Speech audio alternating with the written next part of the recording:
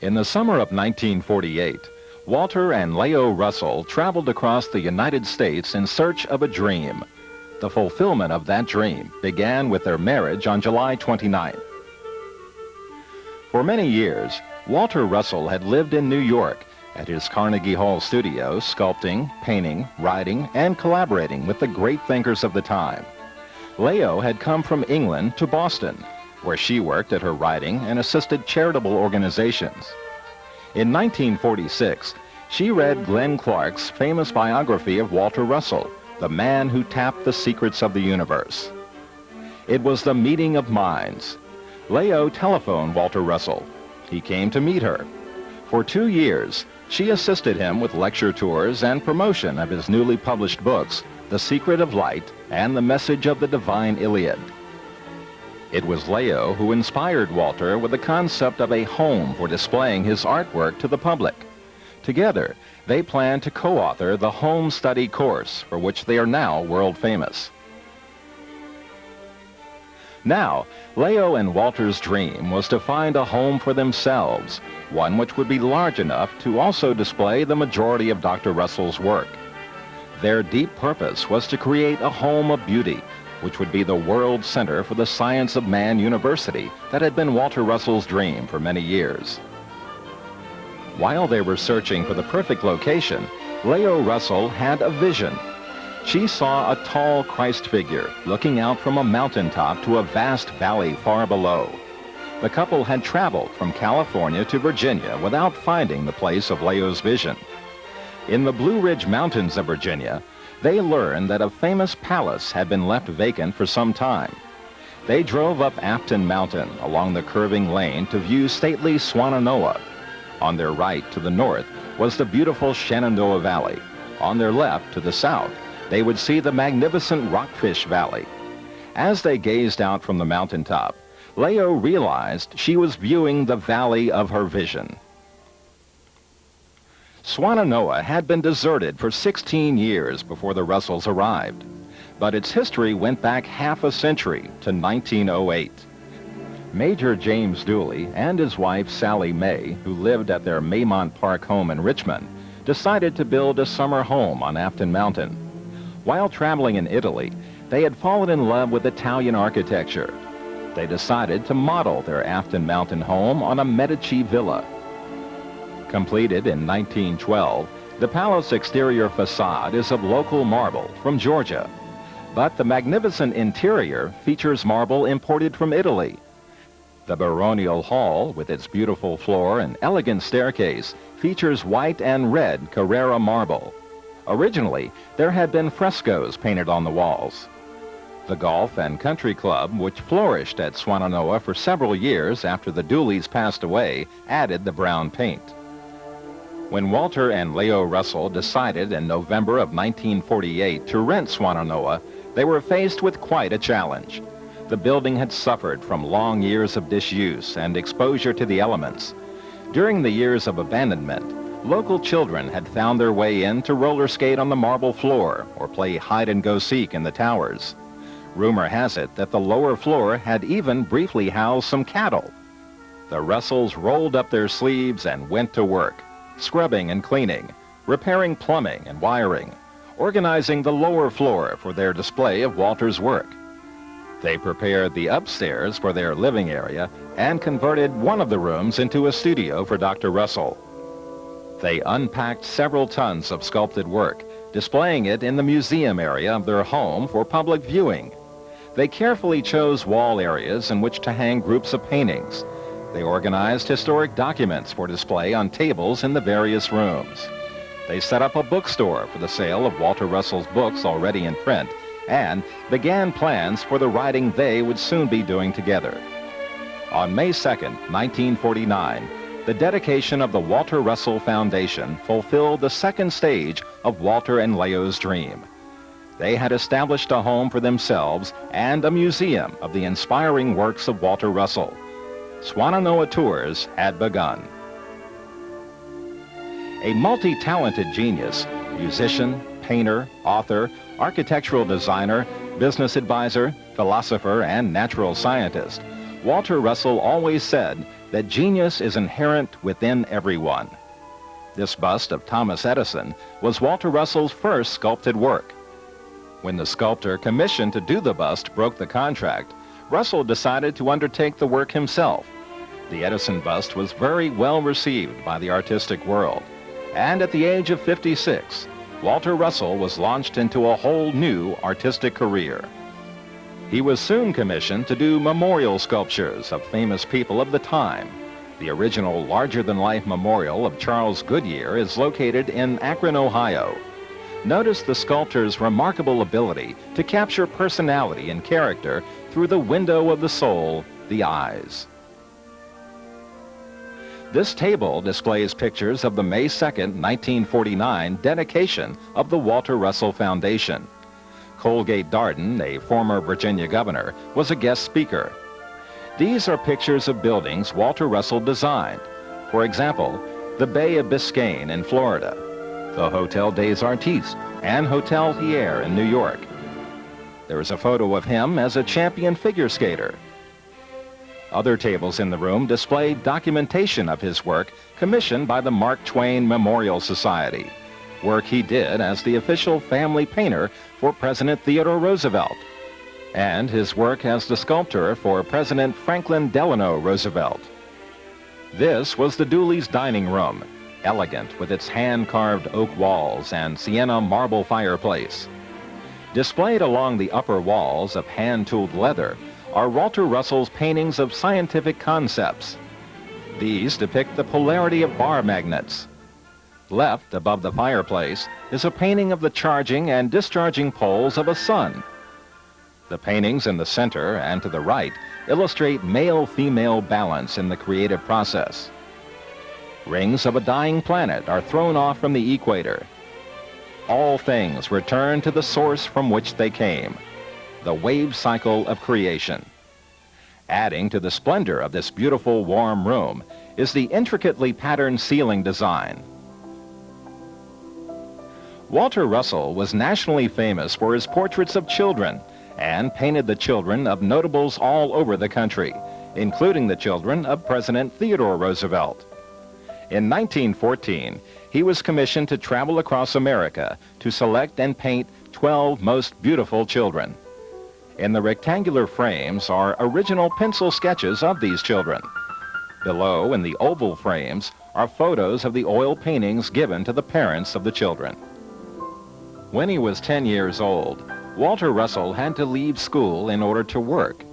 During his teens, determined to be an artist, he paid his way through 5 years of art school by working as an organist, choir master, and dance band leader. His children's books he wrote at this time, such as The Bending of the Twig, include many more beautiful sketches of children. When first working as an illustrator, Walter Russell met Mark Twain, who greatly admired his work. The two men became lifelong friends. As president of the Arts and Science Society, Walter Russell designed medals to honor people who had contributed to the arts and sciences in America, such as the composer John Philip Sousa. This bust is famous for its detailed likeness of Sousa, including the glasses. This charming alcove was the Dooley's breakfast nook with its morning glory wall decoration. Dan Beard, who founded the Boy Scout movement in the United States, was 90 years of age when he sat for this sculptured bust. In his spare time, Walter Russell enjoyed carving. This mantle is an example of his love for design and skill in art forms in any medium. Part of the remarkable 27-figure Mark Twain Memorial is on display here. The balance, harmony, and detail in this sculpture is a measure of Walter Russell's genius. Figures include Huckleberry Finn, characters from Tom Sawyer, Joan of Arc, and the Connecticut Yankee in King Arthur's court. The Christ of the Blue Ridge was sculpted at Swannanoa by Walter and Lao Russell, depicting the Christ figure Lao saw in her vision while they searched for a location for their work. Captain Colin Kelly was the first American soldier to lose his life in the Second World War. Walter Russell was commissioned to make the bust of the young war hero for the Colin Kelly Memorial in Madison, Florida, dedicated by the governor of the state. In the far corner of the baronial hall is the famous bust of Mark Twain, which Walter Russell said interpreted the humorist. On the right is one of Mark Twain's most famous characters, Huckleberry Finn. Walter Russell said of this bust that he wanted to portray the immortal thinker and something of the spark of his subtle satire. His deep purpose was to capture the spiritual essence of Mark Twain, from which his immortality emerged. In the mid-1930s, Walter Russell was commissioned by the Mark Twain Society to create a memorial to Mark Twain. Dr. Russell undertook this remarkable sculpture of Mark Twain surrounded by 27 of his fictional characters. Here are Joan of Arc and the judges at her trial, the Connecticut Yankee in King Arthur's court, the Prince and the Pauper. In the center is the author himself, with Tom Sawyer and various characters from the Tom Sawyer books, Becky Sharp, Aunt Polly, and others. Huckleberry Finn is portrayed both standing and sitting, along with various characters from the adventures of Huckleberry Finn. Mark Twain's son-in-law, Ossip Gabrilowitsch, found the memorial grouping harmoniously balanced. He said that to place the heads as notes of music on a staff would create a lovely melody. Walter Russell wrote the music. He believed all disciplines are interrelated: art, science, music, mathematics. Mark Twain considered Joan of Arc one of the heroic figures of history. Walter Russell is justly famous for this depiction of the judges at the Joan of Arc trial.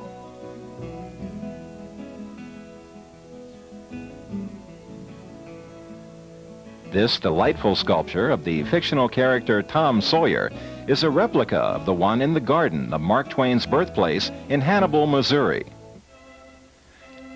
Walter Russell's two famous busts of Franklin Delano Roosevelt are the pre-war president on the left, cast in bronze, and the post-war president on the right, sculpted from limestone. The lines of stress created by Pearl Harbor and the war are etched in the president's face.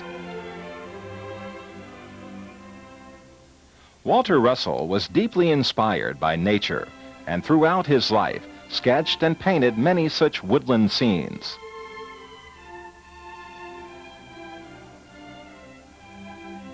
This elaborate incense burner introduces Major Dooley's study, named the Persian Room.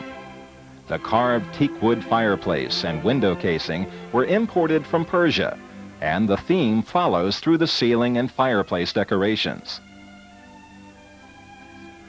Walter Russell painted several scenes from the garden behind the palace. He received his major inspiration from nature and invites us to walk into his world, as he called nature, for a meditative stroll.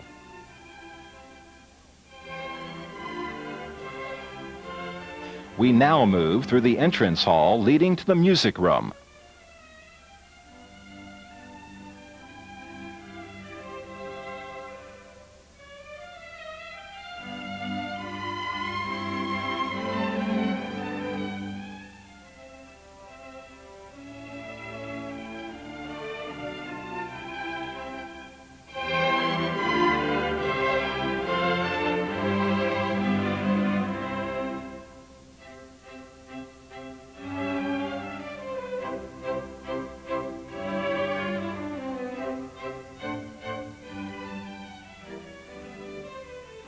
The walls of the music room are covered with silk brocade, the original, though showing age, still beautiful.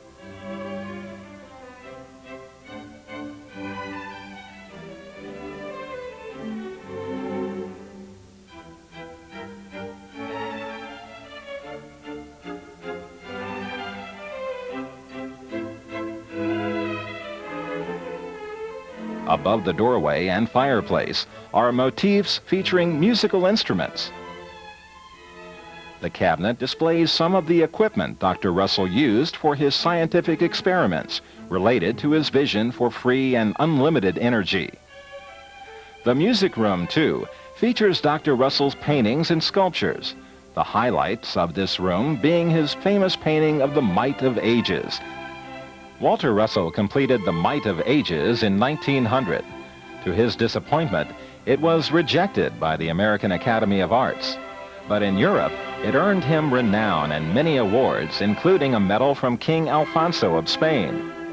The Might of Ages is an allegorical painting representing the concept that present civilization is the result of the cumulative thinking of the past. The many great thinkers of the past are depicted as looking across the harbor to New York, symbolizing present and future civilization. Collective thinking of today is creating the civilization of tomorrow.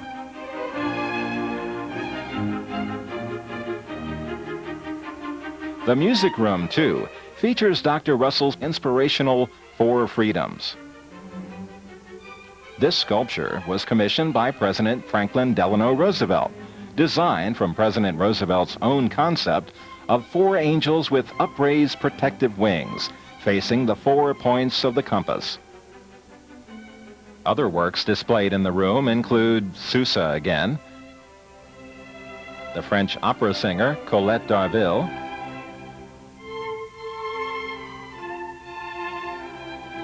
a bust of the musician Godowsky, and The Lady with the Kitten.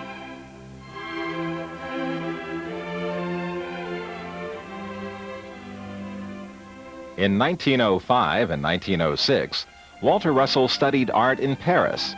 This painting of the Palatine Hill in Rome was done at that time. Examples of the many portraits Dr. Russell painted are these of Hudson Maxim and of Bishop Alexander Garrett, which include a great deal of fine detail.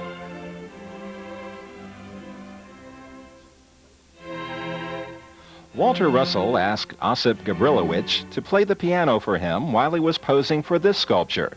He wanted to capture the spirit of the musician. This young writer was a friend of Walter Russell's. Walter Russell depicts the spirit of joy that was very much a part of the personality and character of his beautiful wife, Leo. He said she was always smiling and laughing, and he wanted to portray her youthful and joyous nature. Walter Russell's self-portrait is a study of the composure, dignity, and kindliness of the man who told the world that mediocrity is self-inflicted, genius is self-bestowed.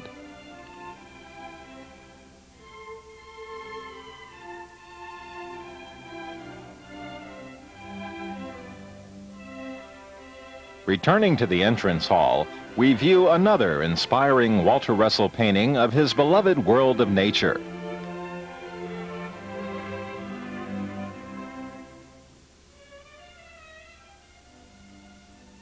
Thomas J. Watson, president of International Business Machines, invited Walter Russell to lecture to his employees on better business practices, which Dr. Russell did for 12 years. Walter credits Thomas Watson with revolutionizing business practices in industry and starting a movement of world peace through balanced trade. In this bust of Herwood Carrington, architect, we obviously see a man of humor and insight. The sculpture reveals for us the inner character of the person. Famous musician George Gershwin commissioned this work. Again, one is astonished by the sculptor's genius in depicting the eyes. The spirit of the musician's soul shines through George Gershwin's eyes. Other pieces include architect Cass Gilbert, designer of the original Woolworths building in New York and the state capitol buildings in Charleston, West Virginia. Clayton S. Cooper.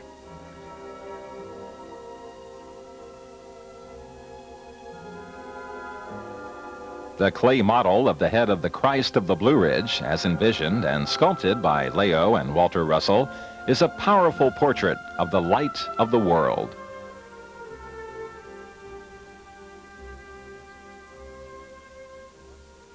At the entrance to the library, we see Walter Russell's final sculpture, the bust of George Washington, a work done when he was 90 years of age. A group of students watching him were amazed at the speed with which he worked. Walter Russell said the secret of this skill was to have the project completed in detail in mind before ever starting to actually work on it. The bust was dedicated by Lao Russell to the state of Virginia at Fredericksburg, the year of the United States bicentennial. For almost 50 years, the library was the bookstore for the Russell work. Note the beautiful carved cherry wood. The detailed work gives the room an air of comfort and permanency. Along the walls are the preliminary pencil sketches Walter Russell did for the Mark Twain Memorial. Again, as in all the rooms, a central feature is a lovely fireplace faced with beautiful black marble. Carved pillars add to the overall beauty of the fireplace and the room. The pictures on this side of the room are sketches mainly from Walter Russell's children's book, The Bending of the Twig, beautifully illustrated with delightful pencil drawings of children. This picture of Walter Russell, the thinker, is known the world over. It was used on the cover of Glenn Clark's famous biography of Dr. Russell, The Man Who Tapped the Secrets of the Universe. Paintings depicting Mrs. Dooley figure in many of the frescoes on the ceilings and walls throughout the palace.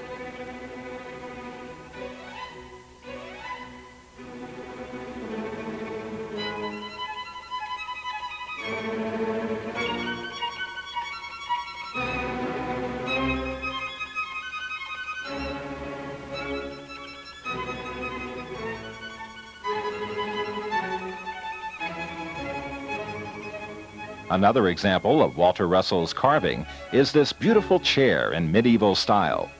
His attention to detail and wonderfully rhythmically balanced design are outstanding in all his work. Another chair carved by Walter Russell features his personal logo, the WR, carved on the back. Again, his wonderfully rhythmic, flowing lines create harmonious beauty of design. Walter Russell was commissioned to paint and sculpt portraits of many of the notable and wealthy people of his time.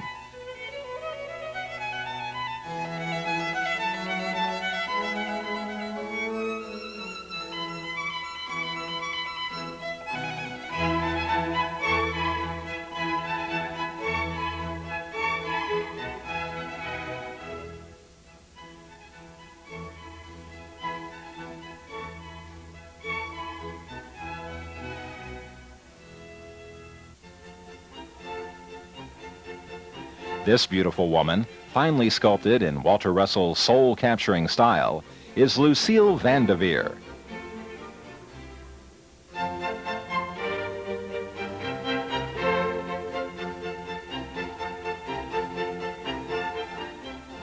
The Russells wrote a total of 15 books and a 12-unit, one-year home study course in universal law, natural science, and living philosophy.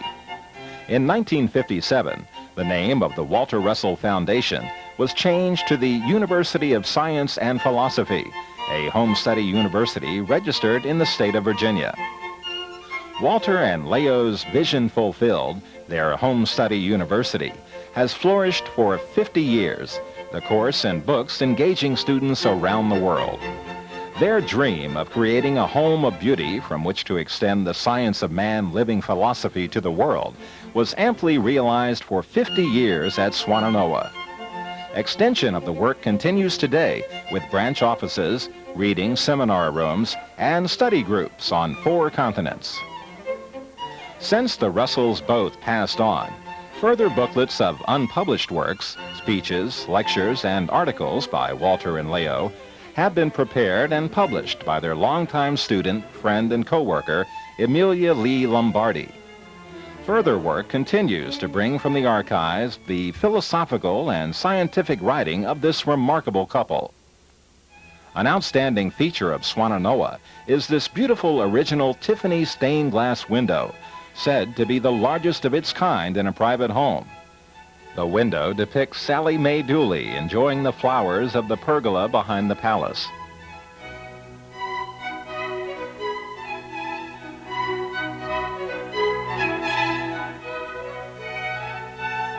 Though aging, the frescoes of the dome above the staircase and on the walls retain their beauty. Again, Mrs. Dooley is featured in the paintings. On the walls are some of the traditional themes, such as would be found in the original Medici villa.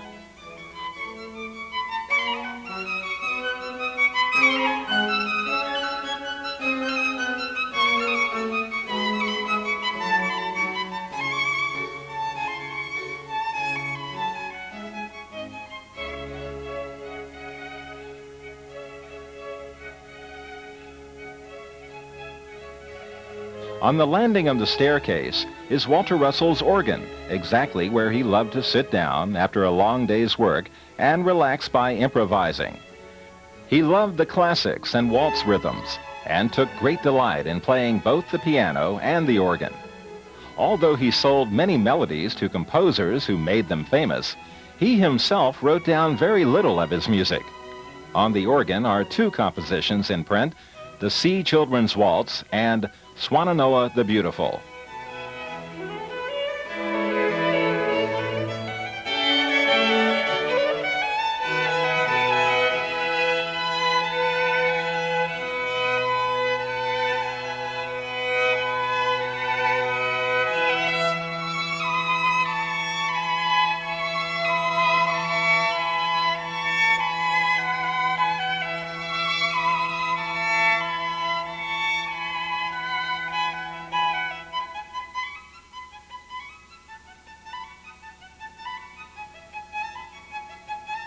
The high-back chair on the right is one that Walter Russell actually used for sitting at his desk in his studios in New York and Chicago.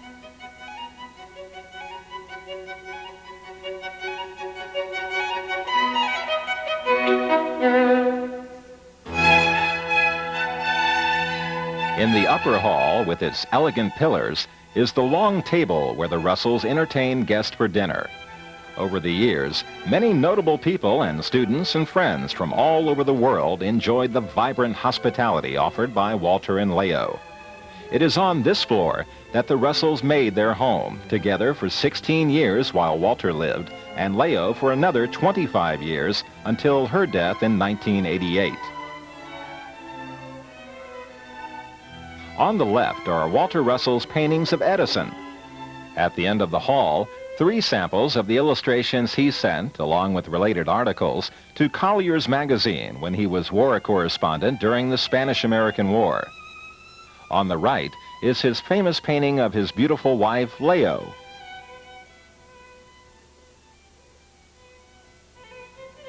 At the opposite end of this hall is a gallery of Dr. Russell's paintings in oil, including a mountain vista.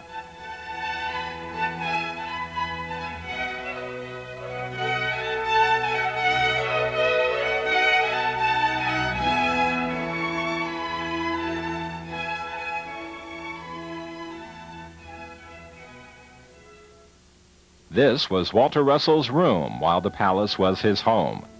The paintings on the walls are not all his own, though the oil paintings of nature are his original work. Featured also are replicas of some of his sculpted works.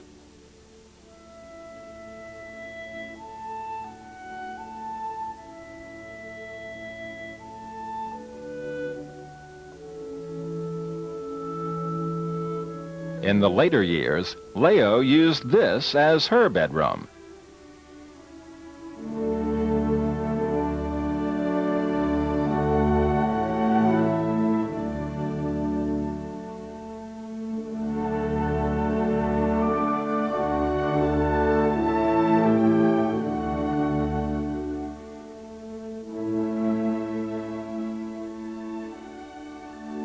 Over the mantel, a beautiful painting of the pergola at the back of the garden, depicted with the roses in bloom.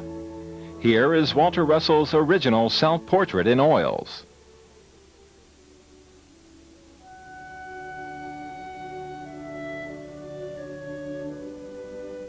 The Mauve Room is an example of the marble-walled bathrooms of this elegant home.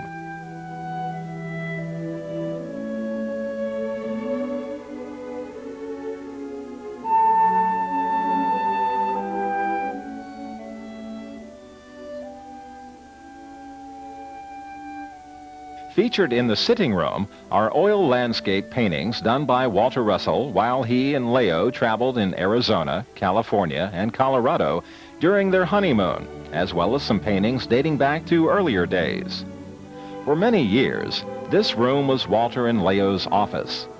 In the late 70s, Lao redecorated it as a charming sitting room, which she enjoyed for the rest of her life. In this room, she met and talked with students and friends from all over the world. Here she enjoyed serving tea to her guests in the tradition of her home in England.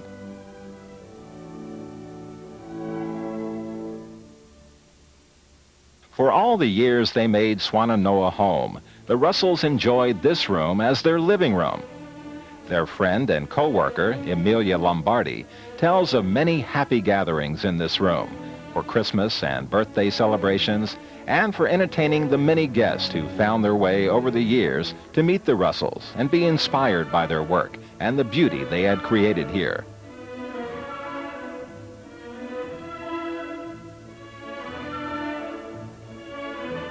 Over the fireplace is Walter Russell's painting of Christ as a boy.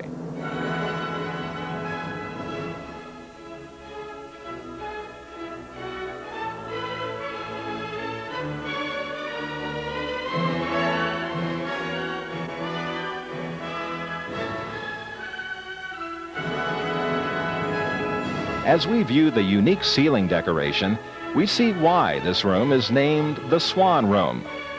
This was Sally Mae Dooley's bedroom, especially designed for her love of swans. In this room, Sally Mae had a famous swan-shaped bed, which is now on display at Maymont Park, the Dooley home in Richmond, now a historic museum. Although the building is obviously aging, it nevertheless retains its beauty. Walter Russell's carved desk is on display as he left it.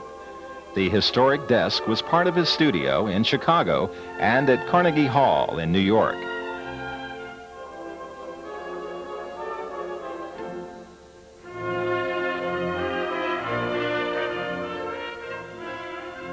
When dining alone or with a few friends, the Russells used this charming dining room, with its lovely ceiling design and its gallery of Walter Russell's sketches and paintings.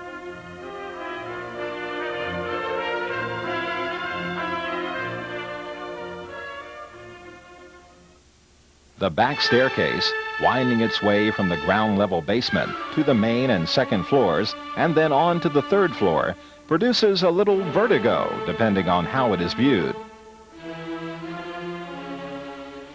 Every corner of this unique home holds a treasure of creative work.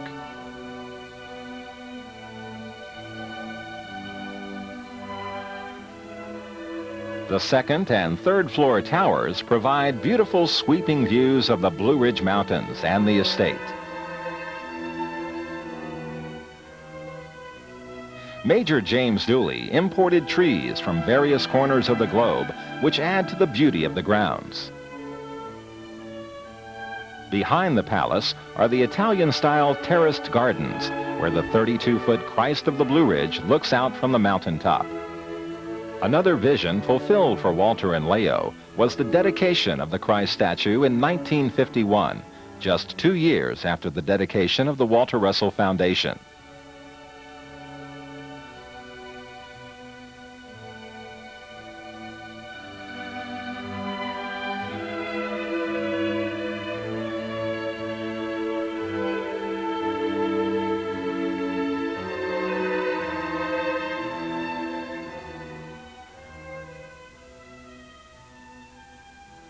Replicas of the Four Freedoms are part of the fountain at the entrance to the garden.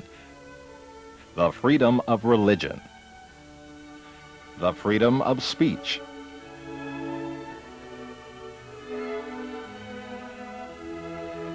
The freedom from want. And the freedom from fear. Behind the main garden is the meditation pond and the lovely walk which leads over a bridge and through a peony garden leading to the pergola.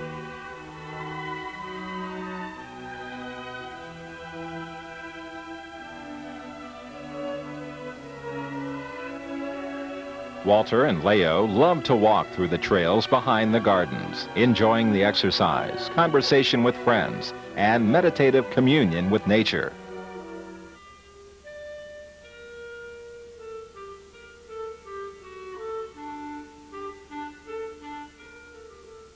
The Persian Tower, a beautiful landmark, is in fact a functional tower which even today provides the gravity pressure for the water of Swannanoa. For 40 years, the home of the Russells, and for 49 years, the world center of their University of Science and Philosophy, Swannanoa has indeed been a place of inspiration and beauty.